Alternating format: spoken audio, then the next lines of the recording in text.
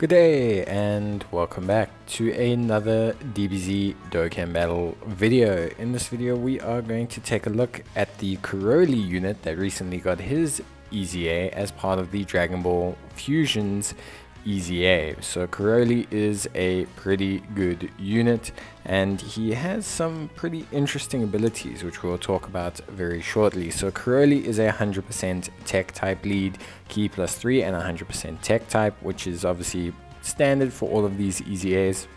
He also has the ability to stun on his super attack, and that plays into his passive as he has 260% attack and defense and launches an additional attack that has a great chance, which is 70% of becoming a super attack. So he's pretty much almost guaranteed 2 super attacks a turn.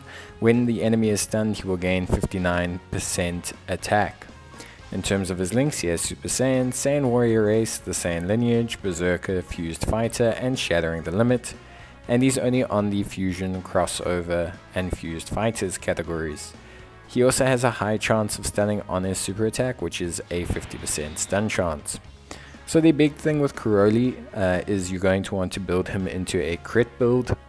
Crit is going to be the best way to go since he doesn't have attacks effective against all types, and he already basically fires 2 super attacks. You can get a chance at a 3rd super attack, of course, if you go full additional, but having crits on those big attack increases from the ability for the enemy to be stunned, or having crits in general in long form events is better DPS wise. So in terms of Karoly, he's pretty good. He's got some decent links, although I do think he was a little bit shafted on the category side. Definitely could have been part of the Super Saiyan category at least. I mean, he even has the link. I know it's because he's technically Legendary Super Saiyan and Super Saiyan at the same time, but seems a little bit fishy, especially considering the fact that, you know, Broly and Goku in multiple forms of Super Saiyan and Super Saiyan 2 have the Super Saiyan link and are on those categories. So here we can see nice attack stat there. He gets the stun, which is great, and follows up immediately with an even better attack stat and doing huge damage. This is why crits are so great on him, because those 2 attacks there can both crit, both just do immense damage, and it's really impressive. So great opening turn from Karoly. The defense was okay. This is a 55% unit, so we're missing a couple dupes. We're not, you know, sitting with the most dupes or anything like that. So his defense can definitely go up, but it is very much capped. So it's that 260% defense buff in his passive. Once you've maxed out the unit, you know, he's not going to have the world's biggest defense. I mean, he's got 91,000 in terms of, sorry, he's got 9,163 defense at the rainbow level compared to the 6,000 that he has at the non-rainbow. So it's a 3,000 increase. We're looking at just over or just under 50%. So we're looking, yeah, we're looking at maybe being close to 200k, which is pretty decent. It's not bad at any way, shape or form. You can see that follow-up super attack is really working here. It's a 70% chance, so again, it's pretty much guaranteed. I do think they could have maybe made him just raise defense on his super. I think that would have really completed his package, especially considering how limited Karoly is. Like, Karoly's a great unit, don't get me wrong, at 55% to have 130,000 or so defense and hit, you know, multiple 2 million attacks that, you know, attacks, or 3 million if the enemy is stunned. He's got great utility, but considering he's literally currently on global on 2 categories, I feel like he could have been either buffed more, so the ability to raise defense on a super is one way to really just make his defense super solid, or, you know, give him the ability, say he has attack plus 59% and defense plus 59% if the enemy is stunned. Just give him something to really push those levels.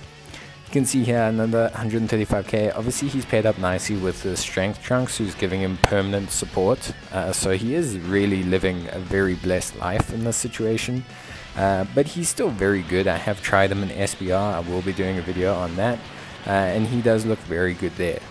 Brings a great amount of utility with his kit.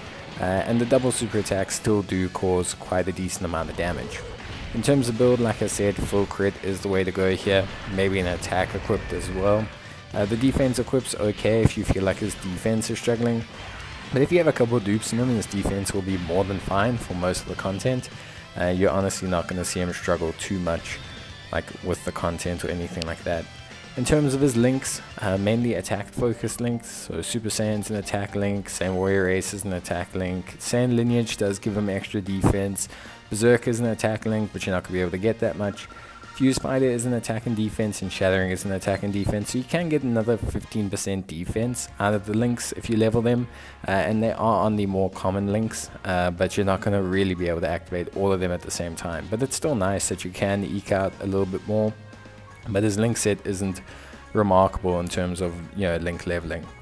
So yeah, in terms of links, we're just going to recap those: Super Saiyan, Saiyan Warrior Ace, Saiyan Lineage, Berserker, Fuse Fighter, and Shattering the Limit. The most important links to activate is probably going to be Shattering the Limit and Super Saiyan. They're going to be the easiest to activate. Shattering the Limit is common across crossover category units, Super Saiyan units, free-to-play units. And you can see that here. A lot of these he's not going to be able to pair up with because he's only on Fusion and crossover. So you're going to want to pick out the crossover units and maybe highlight those and have him obviously sit next to those units.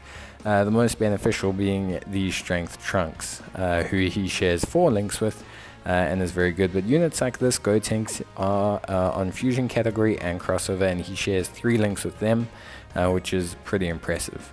So there is definitely you know, some nice linkage there. If we throw in Saiyan Lineage, you can see that list come down, but again, you know, crossover category, some nice units to pick out here.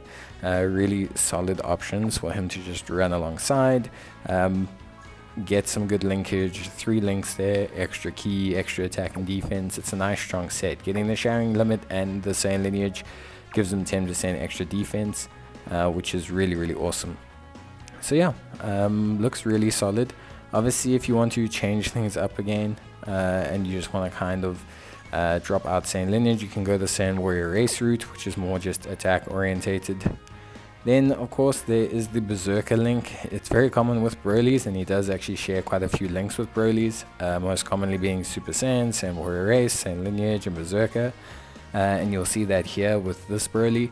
The issue realistically is, unfortunately, just that they don't share Prepared for Battle, which is a Broly's most common key link. So it doesn't really help a lot of the Broly units. But yeah, that is pretty much it. So yeah, I think that's everything. Fuse Fighter is great and helps him out on the Fusion team, but there's plenty of Fusion and Super Saiyan units for you to benefit from him being next to. There's also a couple of Fusion crossover units like Pandel he can have Shattering the Limit with. But yeah, that's going to be it from me. Let me know what you guys think in the comments down below. Let me know if you've got Karoly, how he hit to the rainbow level, or how you've utilized him. And as always, if you enjoyed the video, leave a like or leave a comment and I'll try to reply back to it. But thank you so much for watching. I'll see you guys in the next video. So until then, take care, stay safe, and bye.